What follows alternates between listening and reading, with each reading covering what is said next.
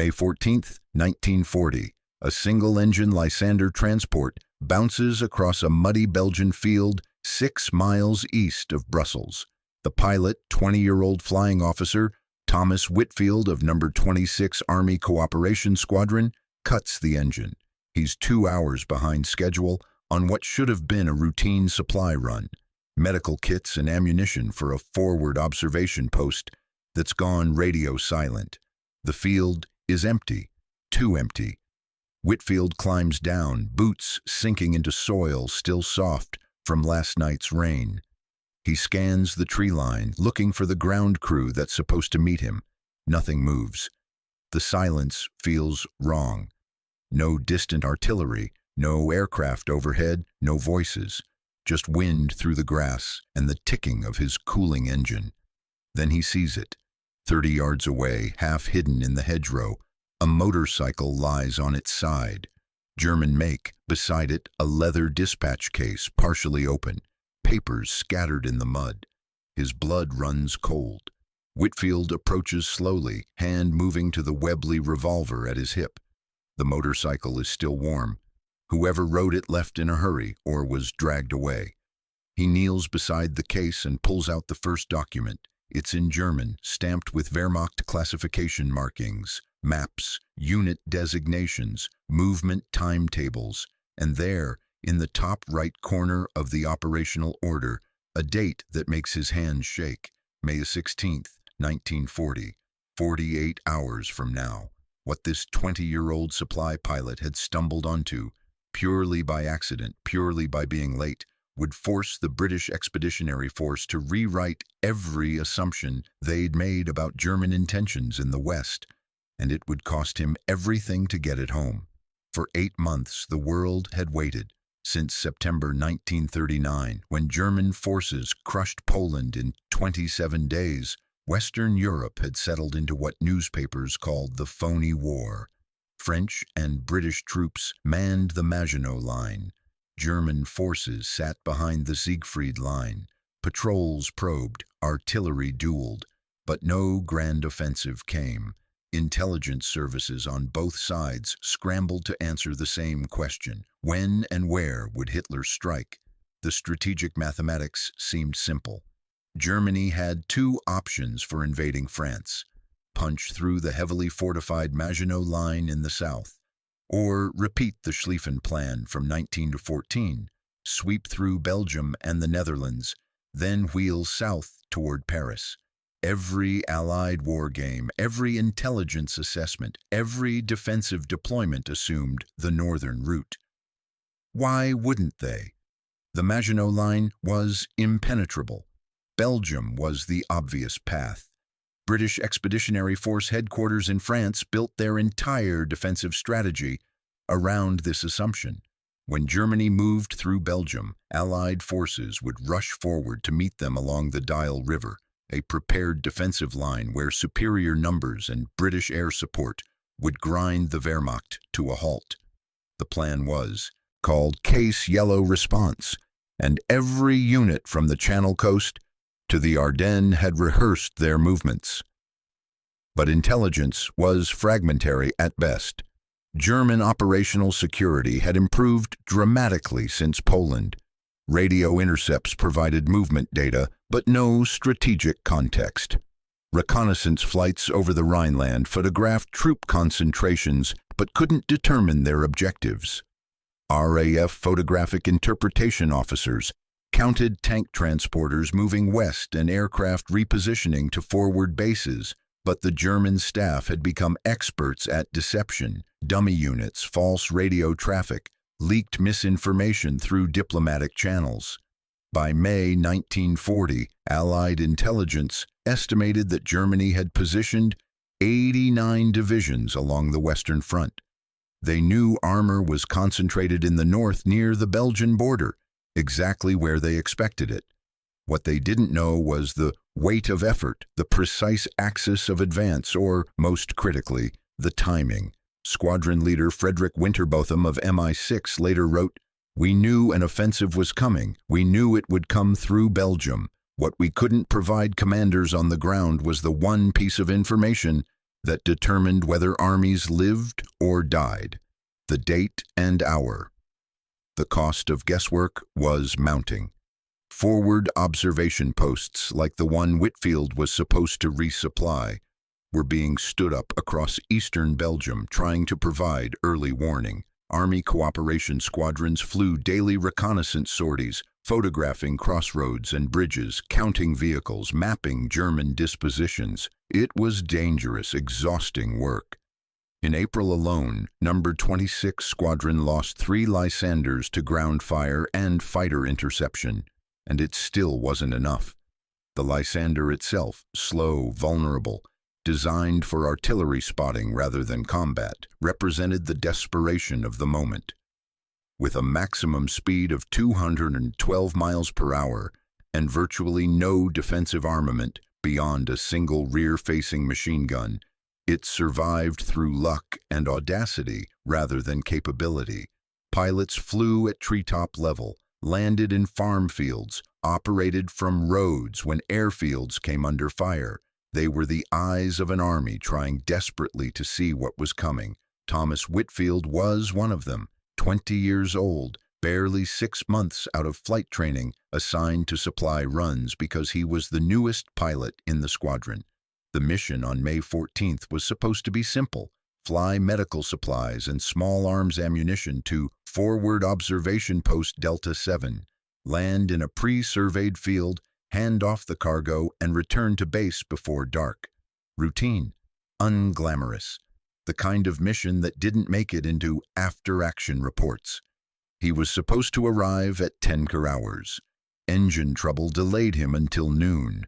That 2-hour delay, time spent cursing a fouled spark plug and hand-cranking the Lysander's engine in a field 60 miles behind schedule, would change everything. German operational planners had reason for confidence. The plan that sat in that leather dispatch case, Fall Gelb, case yellow, was brilliant in its deception. Yes, Army Group B would smash through Belgium and the Netherlands exactly as the Allies expected. But that wasn't the main effort. That was the bait. The real killing blow would come 70 miles south through the Ardennes forest, a region Allied commanders considered impassable to armor. General Heinz Guderian's Panzer Corps would drive through that gap, cross the Meuse River at Sedan, then race west to the English Channel, cutting off every British and French unit that had rushed forward into Belgium. It was a masterpiece of operational art, and German intelligence believed the Allies had no idea it was coming. Wehrmacht security protocols for Case Yellow were unprecedented. Only senior staff officers knew the complete plan. Operational orders moved by courier, never by radio. Unit commanders received their objectives in sealed envelopes to be opened only when the attack began. The few documents that existed in forward areas were kept under armed guard, carried by officers who understood that capture meant execution for gross negligence. General Oberst Franz Halder, chief of the German General Staff, had personally mandated that no written orders were to be transported near the Belgian border before May 15th. The plan was too valuable, the consequences of compromise too catastrophic. If the Allies discovered the Ardennes axis, even 24 hours before the attack, they could reposition forces, fortify crossings, turn the breakthrough into a slaughter. What Halder didn't account for was human error. The motorcycle courier, later identified as Lieutenant Heinrich Kraus, a staff officer from the 6th Army headquarters, had taken what he thought was a secure shortcut through Belgian territory. German special forces had quietly infiltrated the area over the previous week, eliminating observation posts and creating temporary safe corridors for last-minute reconnaissance. Kraus had been assured the route was clear. He was wrong. Records suggest Kraus encountered a Belgian patrol approximately 30 minutes before Whitfield arrived. Shots were exchanged. Kraus abandoned his motorcycle and fled on foot, planning to retrieve the dispatch case after dark. He couldn't have known that a lost British supply pilot would land in that exact field at that exact moment, while Krauss was still hiding in the woods a quarter-mile away, watching through binoculars and cursing his luck. For the British Expeditionary Force, the timing was equally precarious. Forward units were already detecting increased German activity.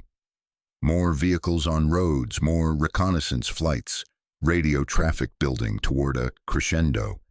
Something was coming, probably within days, but without knowing the precise date and axis of attack. British commanders were positioned for the wrong battle in the wrong place. Then came an unexpected solution that nobody could have planned for. A 20-year-old pilot with engine trouble and a German courier with catastrophically bad judgment.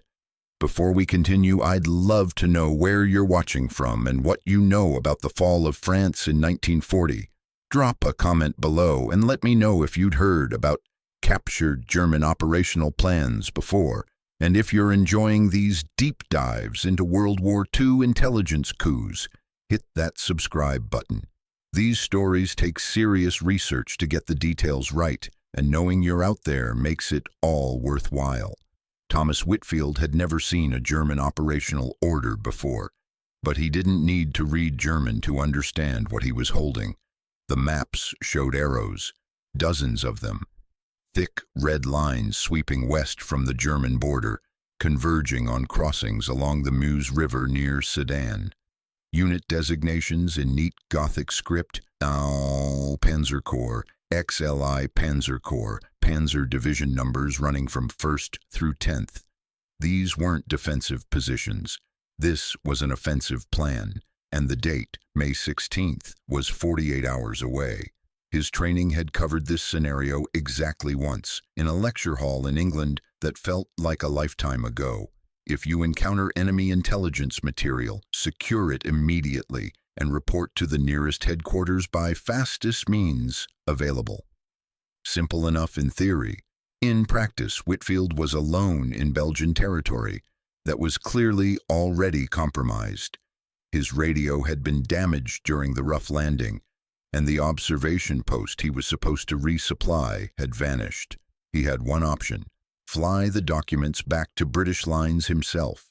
Whitfield gathered every paper from the mud, 16 pages of operational orders, 7 maps marked with phase lines and objectives, and 3 intelligence summaries assessing Allied force dispositions.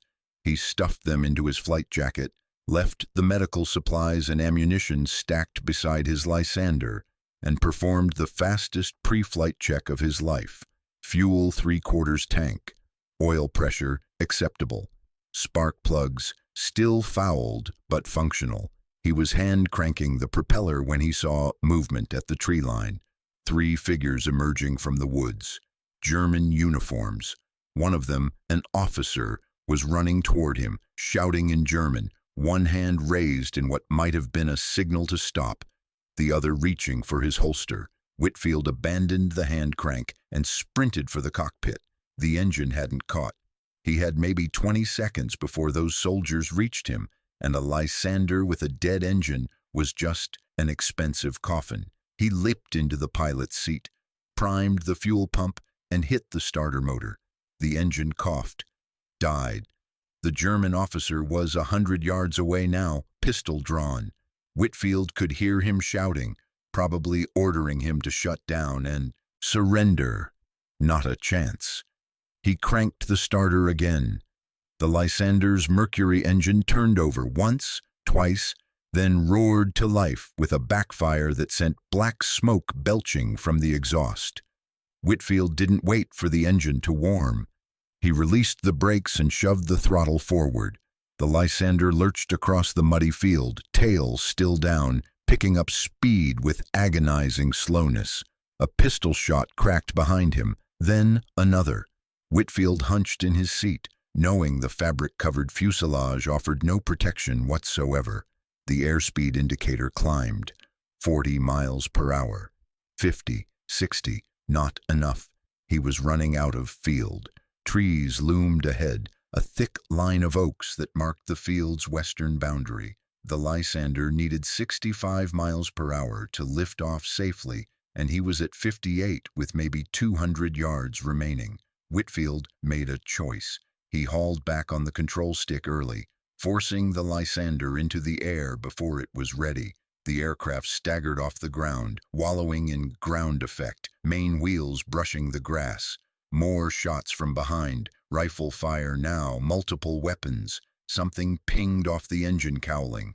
The Lysander shuddered, nose dipping as airspeed bled away in the climb. Whitfield shoved the stick forward, diving back towards the ground to build speed, then pulled up hard as the trees rushed at him. Branches scraped the undercarriage. Leaves exploded around the cockpit. Then he was through, climbing into clear air with the Mercury engine screaming and his hands white-knuckled on the controls. He leveled off at 500 feet and turned west, away from the field and the soldiers and the war that was about to begin. Only then did he realize he was shaking. The flight back to British lines took 45 minutes that felt like 45 hours. Whitfield flew at treetop level, navigating by roads and rivers, every shadow on the ground a potential threat. German fighters were active over Belgium, Bf-109s hunting for exactly this kind of vulnerable target. A Lysander alone, slow, defenseless, easy meat. He stayed low and he stayed lucky. At 13:20 hours, Whitfield crossed into French territory and immediately pulled up to 1,000 feet, where Allied anti-aircraft crews could identify him. He followed the Dyle River west until he spotted British positions, trucks, tents, command vehicles clustered in an orchard. No airfield, no radio tower, just a headquarters unit setting up for operations. It would have to do. Whitfield circled once, saw troops pointing up at him, then committed to a landing in a wheat field beside the orchard. The ground was soft but manageable. The Lysander touched down smoothly, rolled 50 yards, and stopped with its tail toward the headquarters tents. Whitfield climbed out before the propeller stopped spinning. A captain was running toward him, irritated at the unauthorized landing. Whitfield reached into his flight jacket, pulled out the captured German documents, and held them up. "Sir," he said, his voice steadier than he expected, "I think you need to see these immediately." The captain took one look at the Wehrmacht classification stamps, and his expression changed completely. Within 5 minutes, Whitfield was standing in front of a brigadier general. Within an hour, the documents were on their way to BEF headquarters in Arras. Within 3 hours, staff officers were confirming that everything in those captured orders matched German movements their reconnaissance had been tracking. The intelligence was genuine. The attack was real. And it was coming in less than 36 hours. The captured documents reached General Lord Gort, commander of the British Expeditionary Force, at 19:30 hours on May 14th, 8 hours after Whitfield's emergency landing.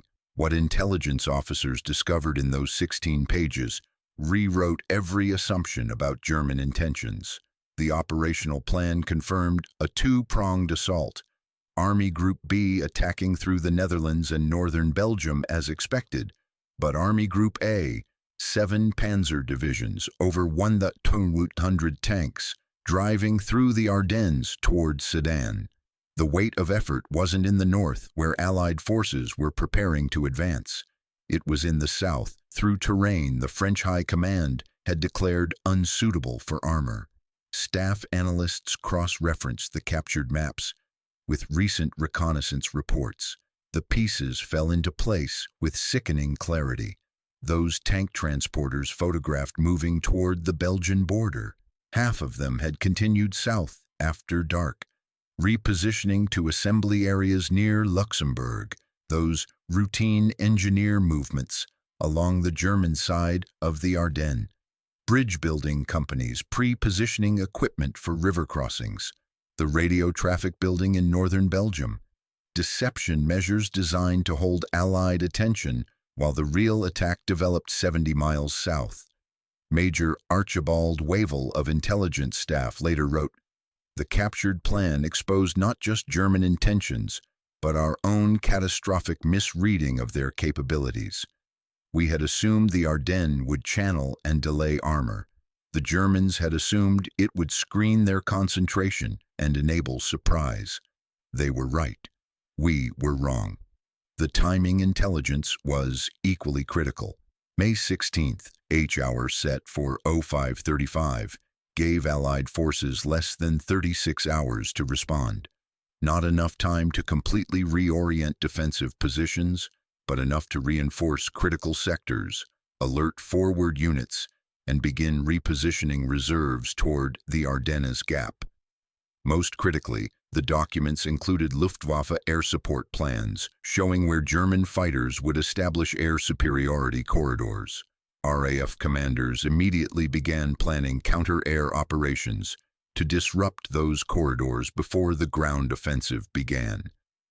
If German armor lost its air cover during the initial breakthrough, the entire operation could be jeopardized. Gort made his decision within an hour of reading the assessment. He issued alerts to all BEF units, requested French reinforcement of the Sedan sector, and authorized RAF Bomber Command to begin immediate strikes against German assembly areas in the Ardennes. The captured intelligence gave the Allies something they desperately needed: foreknowledge and time to act. But not enough of either. The French High Command, receiving the same intelligence through liaison channels, reacted with skepticism. Armor through the Ardennes remained doctrinally impossible in their assessment. The captured documents must be a German deception, deliberately planted to draw Allied forces away from the real attack in the north. French reserves stayed where they were, positioned for the battle their generals expected, rather than the one that was coming. British commanders, operating under French strategic authority, found themselves trapped. They could reinforce their own sectors and alert their own units, but they couldn't force the French to reposition troops or change defensive priorities. The intelligence was perfect. The response was fractured.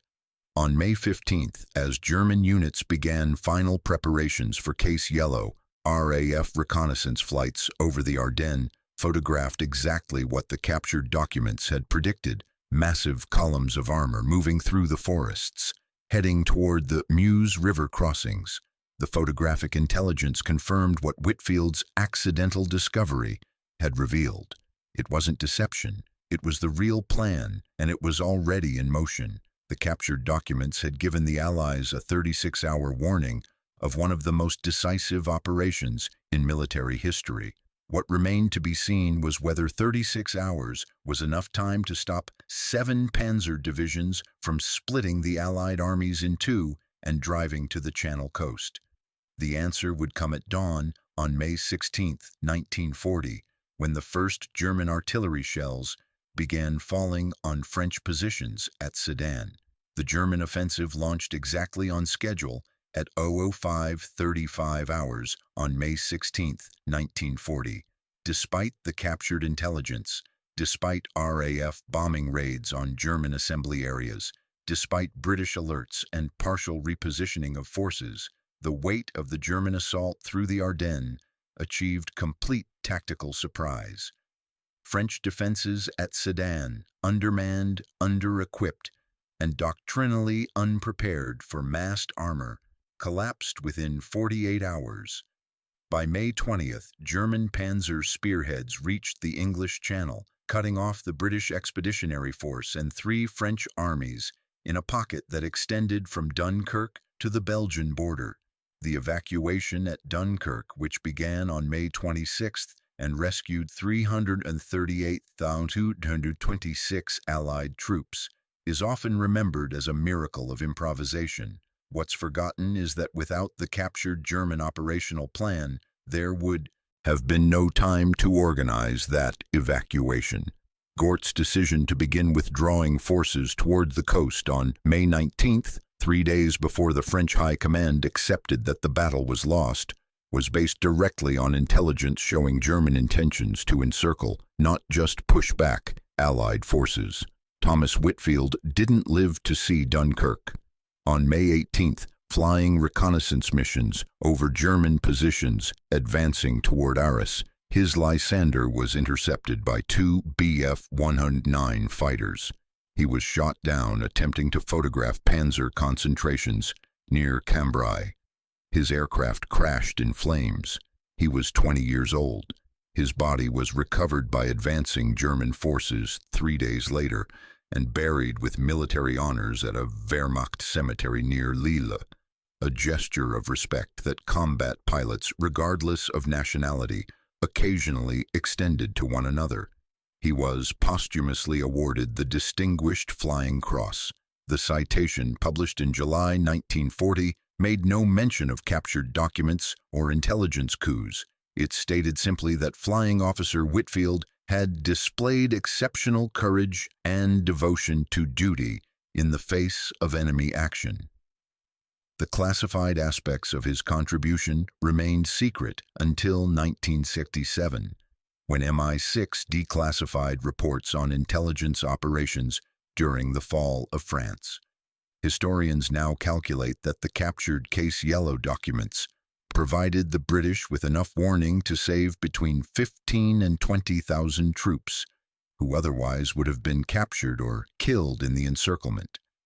The intelligence allowed RAF squadrons to evacuate from forward bases before German armor overran them, preserving aircraft that would be desperately needed in the Battle of Britain 2 months later. It gave commanders time to organize demolition of bridges and fuel depots, denying German forces resources that would have accelerated their advance. The documents also influenced post-war military doctrine in profound ways.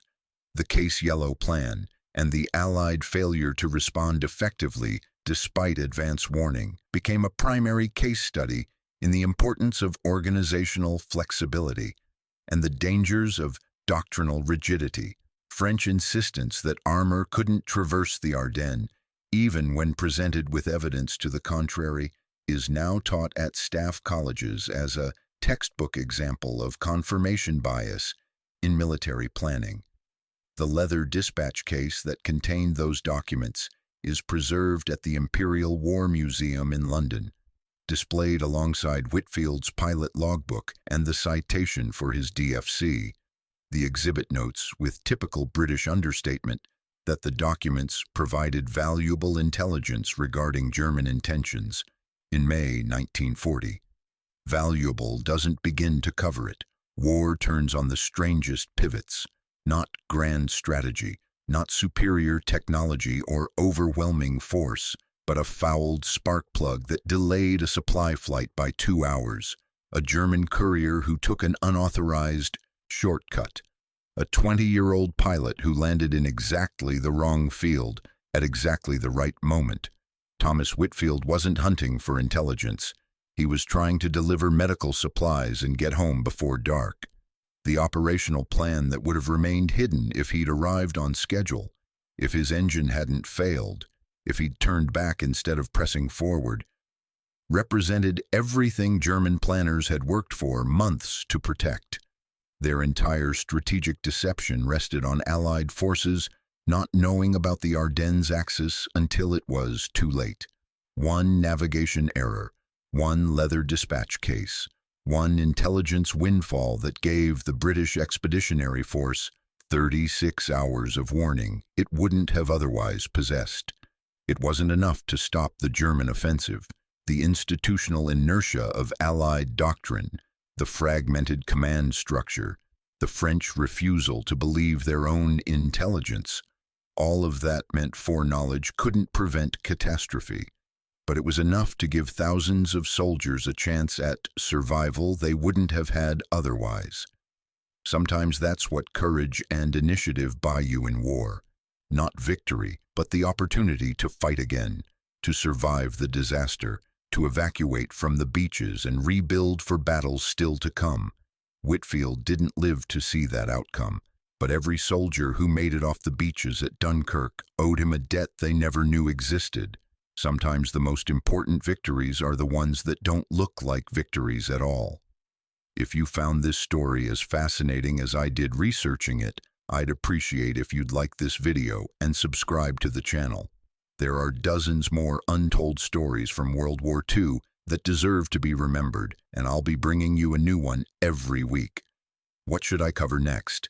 Let me know in the comments below.